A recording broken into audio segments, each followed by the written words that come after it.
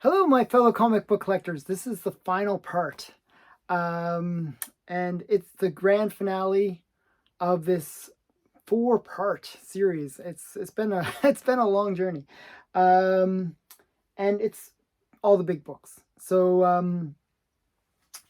yeah, I'm going to get into the slabs right off the bat, um, and the first slab is it's actually kind of a cool one. It's one that I actually wanted for a while, and I just never got around to picking it up.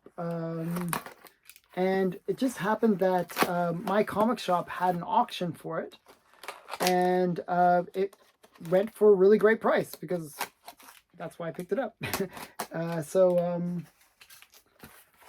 Yeah, and it's kind of a key. Like it's one that I think is. I think there's a new series for Spider-Man where they kind of have this character brought back. This is Spider-Man 149. And this is the first appearance of the Spider clone. Does it say that? Yeah. So kind of a cool book. I always wanted to have this one in my collection. Even back in the 90s, it was one that was kind of, people would seek it out.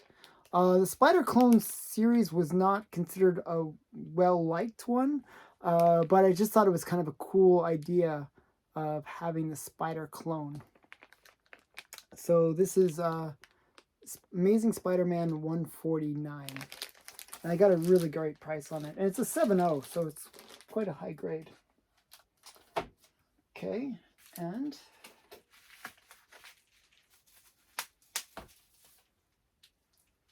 okay, the next one is kind of this one is another one I really wanted for a long time.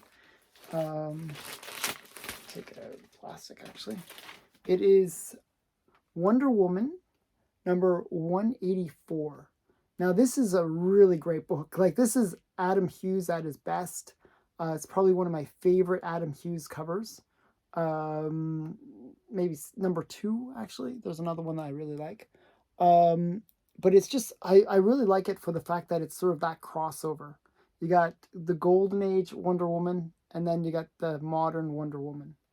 And they kind of give it that kind of look to it where it's, kind of looks like an old beaten up comic.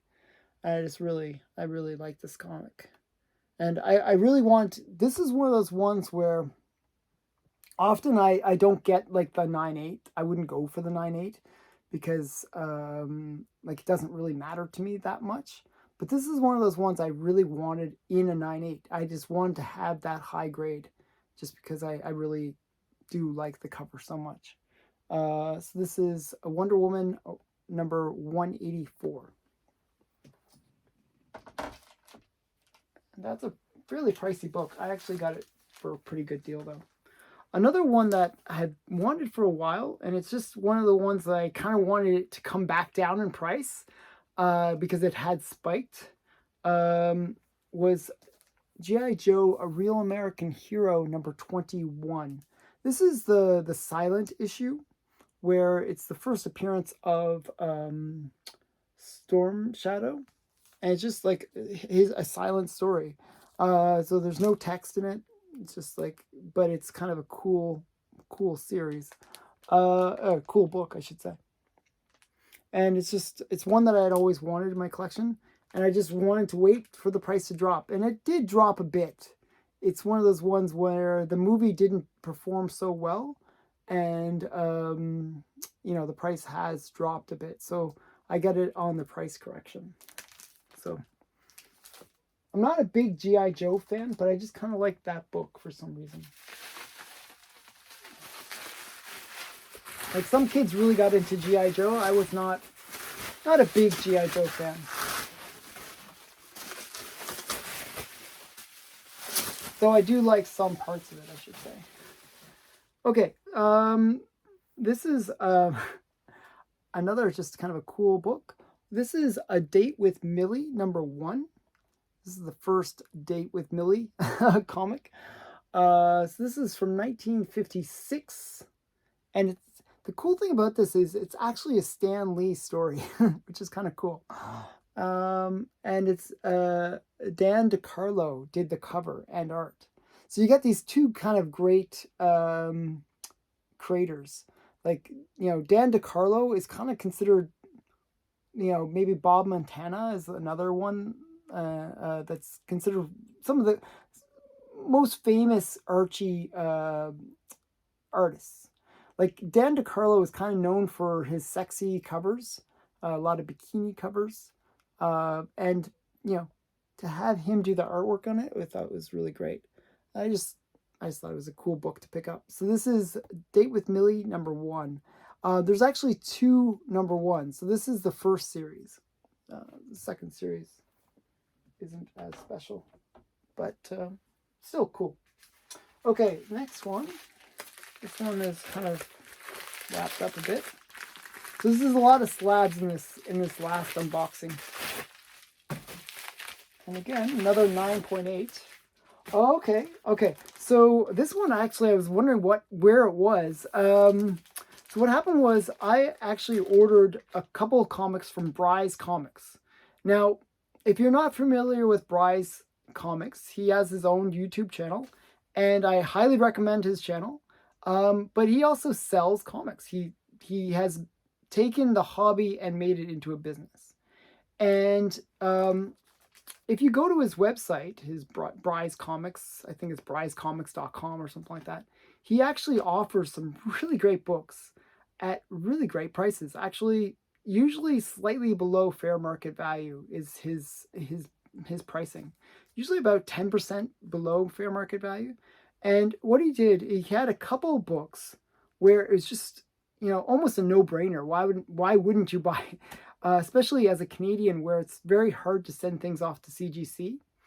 And he had the first Nebula. So this is the first one I got from him. It was a set. I got 2 books. So this is Nebula #1. I'll take it out so you can see it a bit better. So basically he had guaranteed that it would be a 9.8. So he did sort of like a pre-grading thing. So this is like a 9.8. Obviously white pages and all that kind of stuff. But it's just and he offered it, I think it was like 50 or 60 bucks, after the discounts. And I think it goes for around 80. So it was pretty good. Yeah. So I thought that was quite nice. So this is Nebula #1. And the other book that I got from him, and I guess it's this one. I'll open it.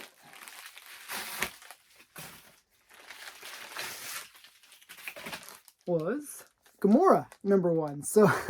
So basically these are their first series, their solo series. This is Gamora #1, and again it's a 9.8.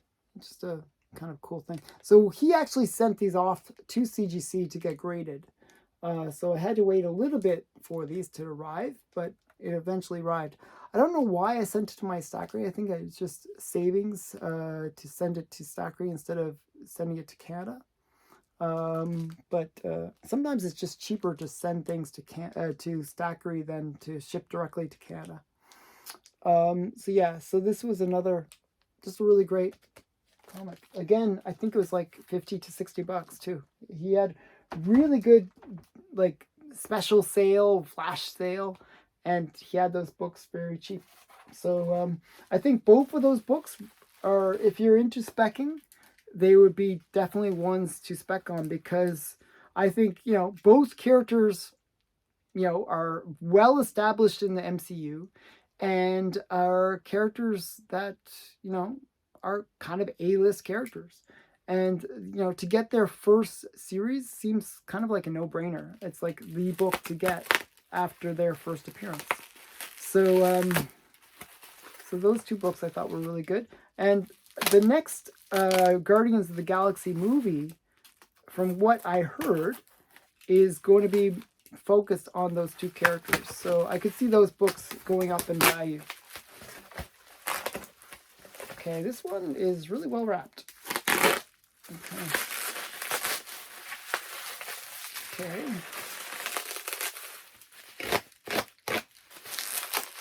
Okay, it's a slab, another slab.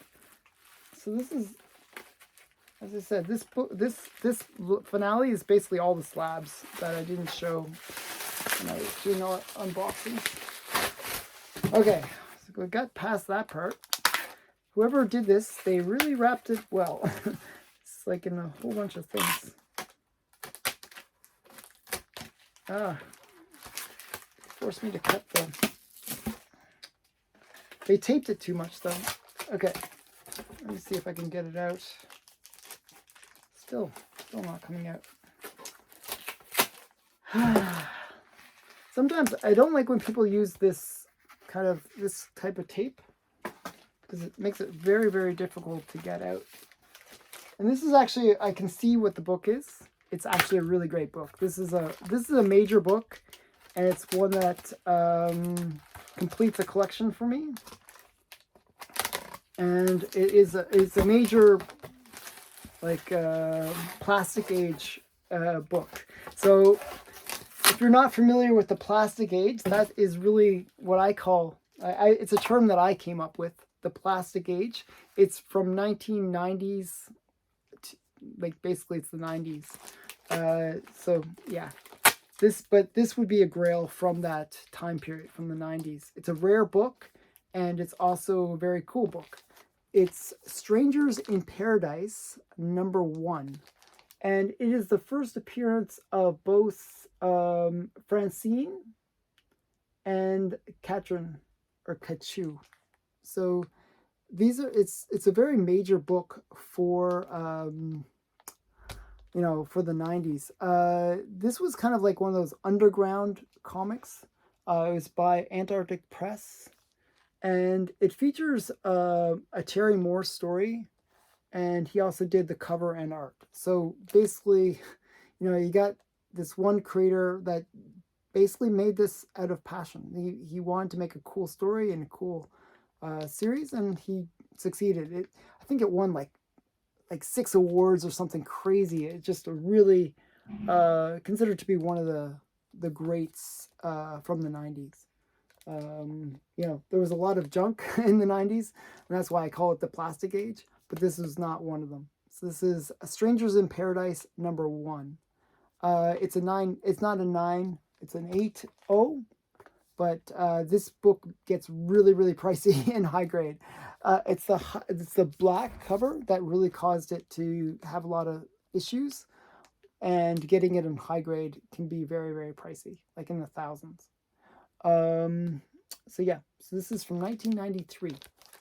So, and I can show you the back. It's like some kind of like sill buster. I don't know what that is, but it's kind of a cool book.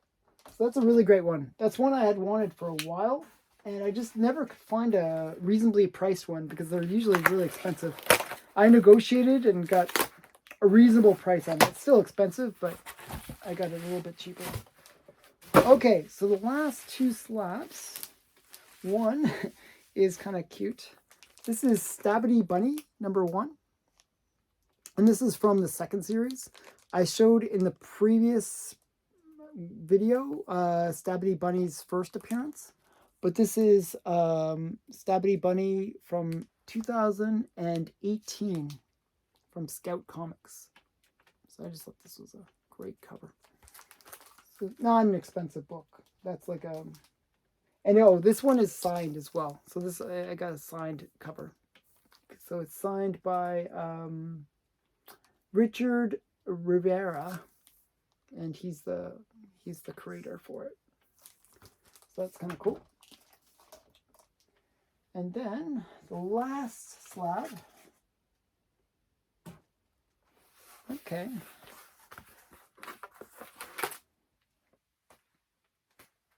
And I have one more book to show after that, after I do this one.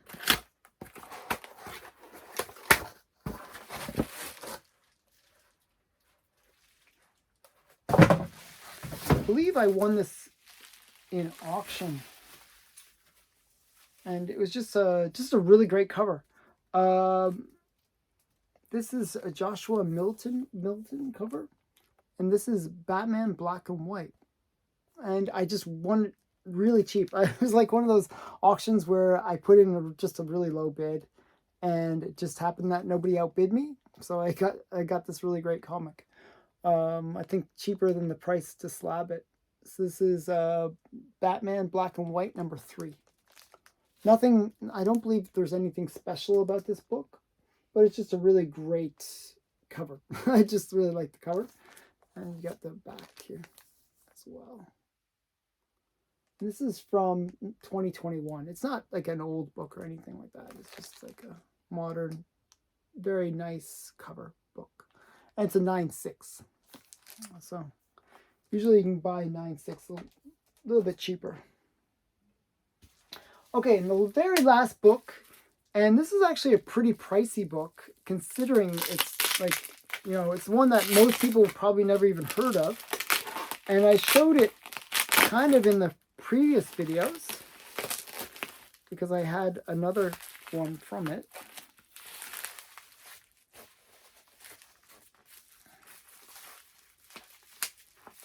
Okay, let me see if I can get it out. It's like just in, they wrapped it in bubble wrap, so it's a little hard to get out.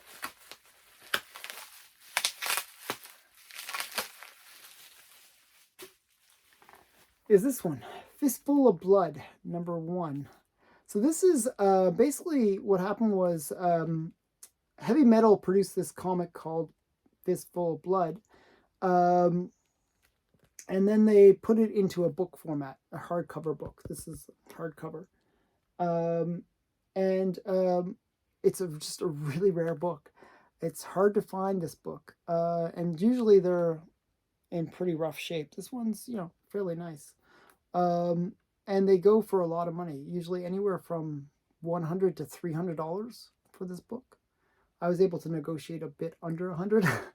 And the artwork inside is just really awesome. It's Simon Beasley, and it's just this really great artwork and great fun story. The character, she never talks in the story, but she's kind of a gunslinger, and she comes to this western town, and she basically has to fight against zombies and vampires. So it's just a really interesting story. Very sexy. The original version is filled with nudity because it's heavy metal. What do you expect? They did a remake with IDW where they colorized the panels, and they made it, when they colorized it, they censored it as well. So if you're not into nudity, get the IDW version because it's worth checking out. It's a good story. And if you like the nudity, get this version. This one's more rare. You can see the back too. You can see that it's heavy metal. And I'd love to show the inside, but probably